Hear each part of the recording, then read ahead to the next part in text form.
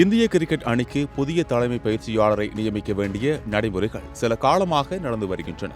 இதற்காக விண்ணப்பங்களை பெறுவதாக தெரிவித்த பிசிசிஐ தற்போது நேர்முக தேர்வு நடக்க உள்ளதாக தகவல் வெளியாகியுள்ளது.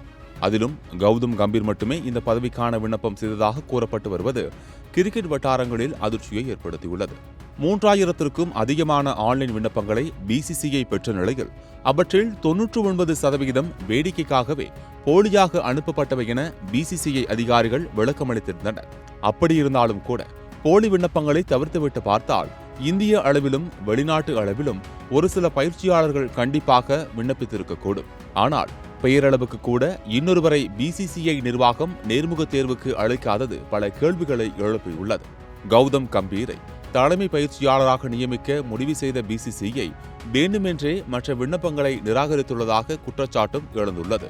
கௌதம் கம்பீர் மத்திய அமைச்சர் அமித்ஷாவை சந்தித்த பிறகு நேர்முக தேர்வு நடக்க இருப்பது சந்தேகங்களை மேலும் அதிகரித்துள்ளது.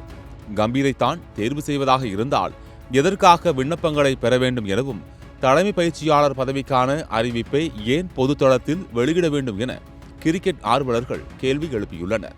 முன்னதாக ஜனநாயக நடைமுறைப்படி பிசிசிஐ செயல்படாமல் செல்வாக்கு மிக்கவர்களுக்கு பதவி வழங்கி வந்த நிலையில் உச்சநீதிமன்றத்தில் பிசிசிஐ மீது வழக்கு பதிவு செய்யப்பட்டது.